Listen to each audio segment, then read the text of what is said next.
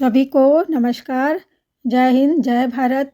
मेरा आज का वीडियो भी संत नरहरिदास की जयंती का, जो 10 मार्च को महाराष्ट्रीयन स्वर्णकार समाज के द्वारा दिव्यांग बालिका वसति गृह में मनाया गया। आज मैं बात करने वाली हूँ गुरु शिष्य आश्रम, जो कि कहलाता है नरहरिदास आश्रम। गोस्वामी तुलसीदास जी ने रामचरितमानस की रचना की। शुरुआत में सबसे पहले अपने गुरु नरहरिदास की वंदना की। पस्का में स्थापित गुरु शिष्य की प्रतिमा का पूजन करने श्रद्धालु गुरु पूर्णिमा के दिन आते हैं। गोस्वामी तुलसीदास व गुरु नरहरिदास जी के गुरु शिष्य का जो रिश्ता है वो विश्व प्रसिद्ध है। जन्म लेने के कुछ समय पश्चात ही माँ हुलसी व पिता आत्माराम दुबे की मृत्यु के बाद तुलसी अनाथ हो चुके थे। उनका लालन पालन चुनिया नाम की दासी ने किया। गरीबी के चलते वह तुलसी को भोजन तक कराने में असमर्थ थी। भूख से बेहाल तुलसी गांव-गांव घूम करके मांग कर खाते थे। 4 साल की आयु में वह घूमते घूमते अपनी जन्मभूमि राजापुर से 5 किलोमीटर दूर सुकरखेत पस्का के नरहरि जी के आश्रम में पहुंच गए। वहां पहुंचते ही उनके भाग्य का सितारा चमक गया। यहाँ उनकी देखभाल गुरुजी करते, साथ ही उन्हें राम कथा भी सुनाते। समझ न आने पर तुलसी को उन्होंने बार बार कथा सुनाई। इसका जिक्र गोस्वामी जी ने रामचरितमानस के बालकांड में यूँ किया है। मैं पुनि निज गुरु सन सुनी कथा सो सुकर खेत समुझी नहीं तसी बाल मन तब अति रहिहु अचेत तदपि कहा गुरु बारही बारा समुझी परी कछु मति अनुसाया। गुरु की कृपा से गोस्वामी तुलसीदास जी ने कलयुग में प्रभु राम व हनुमान जी के दर्शन उनको प्राप्त हुए और उनकी लिखी रामचरितमानस महाकाव्य करोड़ों लोगों के घरों में पढ़ी जा रही है। सुकरखेत पस्का में गुरु नरहरि व तुलसीदास की प्रतिमा अभी गुरु शिष्य के रिश्ते की गवाह है। अब मैं आपको जानकारी दूंगी सुकरखेत के बारे में। गोंडा के राजापुर सुकरखेत में ही जन्मे थे गोस्वामी तुलसीदास। सुकरखेत अयोध्या के 84 कोसी परिक्रमा में भी आता है। साधु संत यहाँ पे परिक्रमा करते हैं। गोंडा के सुकरखेत इलाके में बना तुलसी धाम मंदिर तुलसी के गुरु नरहरिदास जी का आश्रम त्रिमुहानी घाट गोस्वामी तुलसीदास के जन्मस्थान को प्रमाणित करने के लिए काफ़ी है। खुद तुलसीदास जी ने विनय पत्रिका में लिखा है कि आलसी अभागे मोसे ते कृपालु पाले पोसे राजा मोरे राजा राम अवध सहरु। चूँकि जिस वक्त उन्होंने यह पंक्तियाँ लिखी थी उस वक्त गोंडा का कोई अस्तित्व नहीं था। परसपुर का राजपुर सुकरखेत अयोध्या के 84 कोसी परिक्रमा के अंतर्गत आता है। अब आप पूर्व अध्यक्ष महाराष्ट्रीय स्वर्णकार समाज आदरणीय श्री भाऊराव जी डोमने द्वारा दिया गया सर्वोत्कृष्ट उद्बोधन सुनेंगे। विघ्न विनाशक गणपति महाराज, माँ वागेश्वरी शारदा माता, हमारे समाज के परम गुरु कुल दैवत कोटिश नमन। समाज के ऊर्जावान अध्यक्ष श्री ध्रुव कुमार बांगरे जी, सचिव महोदय श्री संतोष प्रभाकर भजे जी, आप सभी को सादर नमस्कार। जो संत शिरोमणि नरहरि महाराज की पुण्यतिथि महोत्सव, साथ ही महाशिवरात्रि पर्व की हार्दिक शुभेच्छाएं। आप सभी को सादर नमस्कार। जो संत शिरोमणि नरहरि महाराज की पुण्यतिथि महोत्सव, साथ ही महाशिवरात्रि पर्व की हार्दिक शुभेच्छाएं। आज इस पावन अवसर पर उल्लेखनीय विषय जिसका आज उल्लेख करने जा रहा हूं, हमारे समाज के वरिष्ठतम सदस्य आदरणीय श्री श्रीधरराव गुर्वेकर जी एवं उनके सुपुत्र श्री संजय गुर्वेकर जी, जिन्होंने हमारे समाज में सदियों से चलते आ रही मृत्यु भोज की प्रथा को समाप्त करने में सराहनीय भूमिका अदा की। महाराष्ट्रीय स्वर्णकार समाज काम करेगा अंत काल तक उन्हें साधुवाद देते रहेगा। एवं मुक्त कंठ से प्रशंसा करते रहेगा। मैं आज थोड़ा तालियां बजाइए इस विषय पर आप लोग। बहुत बड़ी प्रथा, मृत्यु प्रथा को, मृत्यु भोज की प्रथा को उन्होंने समाप्त करवाया है। विषयांतर करते हुए मैं आज संत शिरोमणि नरहरि महाराज का जीवन वृत्तांत संक्षिप्त में प्रस्तुत करने जा रहा हूं, जो इस प्रकार। संत श्री नरहरि महाराज 13वीं शताब्दी में, आज से 700 वर्ष पूर्व, देवगिरी नामक गांव में स्वर्णकार कुल में अवतरित हुए। देवगिरी नामक गांव में स्वर्णकार कुल में अवतरित हुए। पिताश्री का साहूकारी का व्यवसाय छोड़कर महाराज पंढरपुर आ गए। पंढरपुर में आकर उन्होंने शिव भक्ति में रमते हुए स्वर्णकारी का व्यवसाय प्रारंभ किया। संतश्री का प्रण था कि महादेव के अतिरिक्त, भगवान शिव के अतिरिक्त अन्य देवी देवताओं के दर्शन प्राप्त नहीं करेंगे, उनके सन्मुख नहीं जाएंगे। परंतु प्रसंगवश उन्हें भगवान विठोबा रखुमाई के मंदिर में जाना पड़ा। पुजारी के आग्रहानुसार आंखों पर पट्टी बांधकर जब संत श्री भगवान विठोबा के समक्ष आकर उन्हें करधन पहनाने लगे, तब उन्हें विठोबा की प्रतिमा में भगवान शिव जी की प्रतिमा का आभास होने लगा।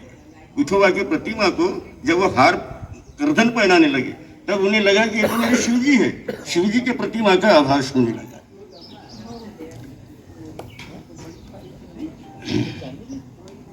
तत्काल उन्होंने आंखों पर से पट्टी उतार दी और देखा तो भगवान शिव जी नहीं, भगवान विठोबा ही दिखाई देने लगे। उन्होंने आंखों पर से पट्टी उतार दी और देखा तो बोले, तो मेरे भगवान शिव जी मैंने समझ लिया था, समझा था, परंतु भगवान शिव जी नहीं, ये तो विठोबा जी। ऐसा चमत्कार होने लगा। आंखों पर पट्टी बांधने उतारने का क्रम चलते रहा। बहुत देर तक आंखों पर से पट्टी उतारने लगे, बांधने लगे, पट्टी उतारने लगे, बांधने लगे। शिव जी दिखाई, आभास होने लगा। पट्टी उन्होंने खोली, पट्टी खोलने के बाद देखा तो विठोबा जी दिखाई देने लगे। इस प्रकार उनका क्रम चलते रहा। पट्टी बांधना, पट्टी उतारना, पट्टी चढ़ाना आंखों पर। इस प्रसंग से संत श्री को ब्रह्म ज्ञान की प्राप्ति हुई। ब्रह्म ज्ञान का तात्पर्य यह है कि ईश्वर के रूप अनेक है, परंतु ईश्वर सबका मालिक मात्र एक ही है। भगवान विठोबा ही शिव है, भगवान शिव ही विठोबा है, राम ही कृष्ण है, कृष्ण ही राम है। अधर्म का नाश एवं धर्म की रक्षा करना और संपूर्ण जगत का परिपालन करने परम पिता परमेश्वर असंख्य रूप धारण कर धरातल पर अवतरित होते हैं। संत शिरोमणि नरहरि महाराज के अवतरण से हमारे महाराष्ट्रीय स्वर्णकार समाज को विशेष रूप से पहचान मिली है, प्रतिष्ठा प्राप्त हुई है। प्रपंच के साथ प्रभु भक्ति की प्रेरणा मिली है, प्रपंच के साथ परमार्थ की प्रेरणा मिली है। संत श्री के श्री चरणों की सुखद छाया में हमारा समाज पल्लवित होकर उन्नति के उच्च शिखर की ओर अग्रसर होते जा रहा है।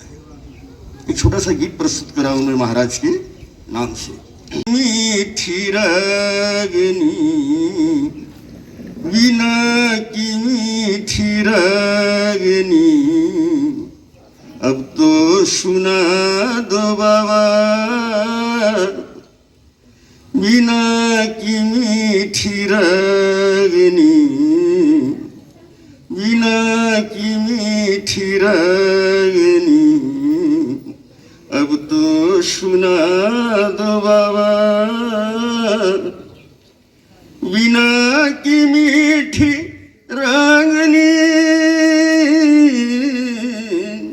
अब तो सुना दो बाबा, वीणा की मीठी रागनी, वीणा की मीठी रागनी, अब तो सुना दो बाबा।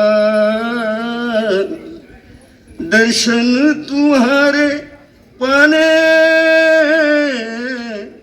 हम सब भटक रहे हैं, बिन पानी मछली जैसे हम सब तड़प रहे, मन की तसल हमारे, मन की तसल हमारे, अब तो मिटा दो बाबा वीणा की मीठी रागनी, वीणा की मीठी रागनी, अब तो सुना दो बाबा, आए हैं भक्त दर पे। निराशा नाम की नागन या चिंता नाम की चिड़िया, ये दो चीजें बहुत खतरनाक होती है, ध्यान रखिए। निराशा नाम की नागन या चिंता नाम की चिड़िया के जहरीले पंजों से प्राण बचाकर समाज के समारोह में आते जाते रहे। दो चीजों से प्राण बचाकर, चिंता और भय, मैं एक और ज्यादा बोल दिया मैंने, चिंता और निराशा और भय, भय को भी सम्मिलित कर लीजिए। इन तीनों से बचाकर समाज के समारोह में आते जाते रहे। बंधुजनों से, मित्रजनों से, सगे संबंधितों से, भतीजे भतीजियों से, भांजे भांजियों से मिलते जुलते रहिए। मिलजुल कर कदम से कदम मिलाकर प्रगति के राह से चलते रहिए। राहों में अंधेरा हो या उजाला हो, आंधी हो या तूफान हो, निरंतर चलते रहिए जहां तक रास्ता मालूम, जहां तक रास्ता मालूम है, आगे का रास्ता खुद ब खुद दिखाई देगा। भाइयों बहनों, समाज के विकास में यथा सामर्थ्य भरोसे के साथ योगदान देते रहिए। समाज का विकास होगा, आपका ही विकास होगा। समाज आगे बढ़ेगा, आप ही आगे बढ़ेंगे, आपका परिवार आगे बढ़ेगा। मुकाम हासिल करने हर तरह की समस्याओं का समाधान करते रहिए, सामना करते रहिए। मुकाम हासिल करने हर तरह की समस्याओं का सामना करते रहिए। पथरीली राहों पर चलते चलते कदम अगर डगमगाने लगे, पथरीली राहों पर चलते चलते कदम अगर डगमगाने लगे तो संभल कर चलते रहिए जब तक मंजिल नहीं मिल जाती। एक छोटा सा गीत मैं प्रस्तुत कर रहा हूँ, गीत नहीं है, एक कविता के रूप में समाज के लिए।